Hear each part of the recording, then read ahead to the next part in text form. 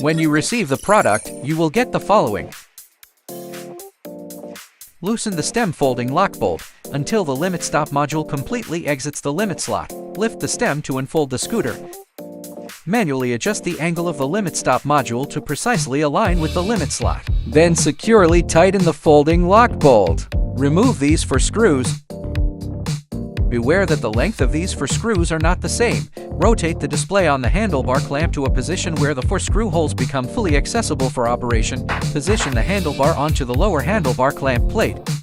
Place the top clamp plate on top of the handlebar. The handlebar and display should be installed as demonstrated in the video. Put back these four screws that were just removed. 2 longer screws should be inserted into the holes near the display, 2 shorter screws on the other side. Fasten these four screws that were just removed. Tighten the screws until the handlebar can still rotate freely within the clamp. Adjust the handlebar to a comfortable angle and ensure the handlebar clamp is centered on the handlebar. Tighten these four screws in a crisscross sequence. Rotate the display to the angle as shown. Tighten these 2 screws. If you wish to individually adjust the angle of the brake lever, display, or thumb throttle, loosen their mounting clamp screws. Next, we will introduce the operational methods and precautions for the scooter's various functions. Fully charge before the initial ride. The charging port is located at this position. The charger indicator light is red during charging. The charger indicator light is green when fully charged. Here is a waterproof safety design. Turn the red ring counterclockwise to unlock the safety so the charger can be unplugged. The tire pressure of each wheel must be checked prior to initial use.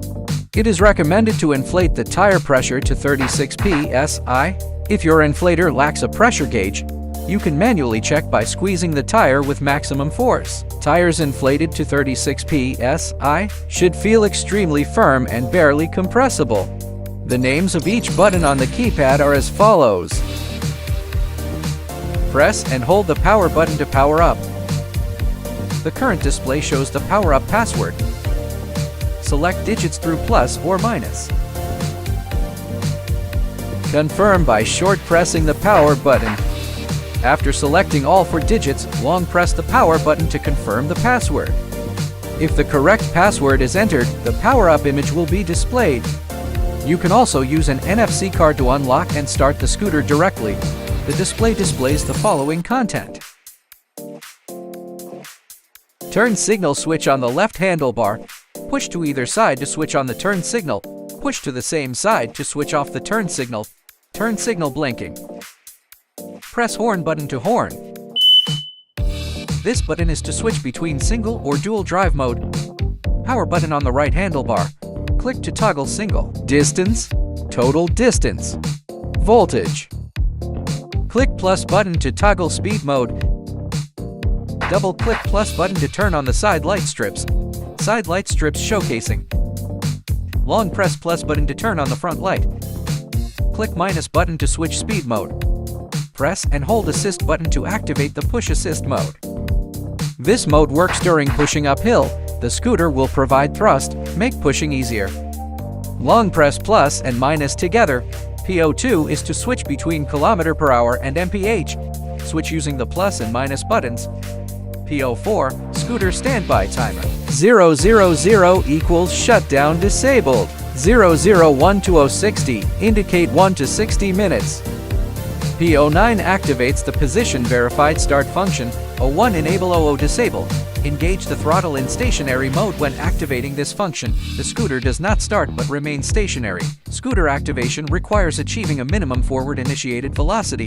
Deactivate this mode and engage the throttle from a standstill. The scooter will set off. P11 configures the EABS operational mode selection. 3 zeros disables the function, while values 001 to 005 represent progressive intensity levels from minimum to maximum output.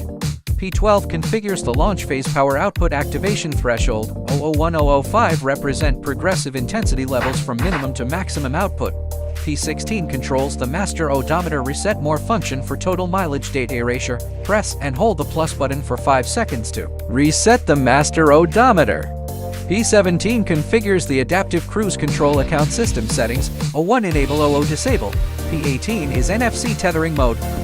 Long press minus key to delete all cards. Long press the plus key to bind cards. P19 is the display brightness adjustment. 001 003 are the dimmest to the brightest. P23 is to change the power on password. Enter the original password in P23. Press plus and minus to change the password digits. Press the on or off key to confirm. All 4 digits are set. Press and hold the key to confirm.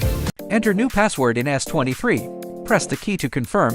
The screen returns to P23 to indicate that the password change is complete. To adjust the handlebar height of the scooter, open the handlebar latch. Adjust the handlebar height. Lock the handlebar latch. To fold the scooter, loosen the stem folding lock bolts first. Loosen the bolt until the limit module is completely out of the limit slot. Hold the lever with one hand. Open the folding safety. Fold the scooter. Open the stem lock latch. Open the hook on the handlebar. Operate the handlebar in the same way as you adjust the height of the stem. Attach the hook on the handlebar to the rear pedal. Lock the handlebar latch. Folding complete. The scooter can be unfolded by simply following the folding method in reverse.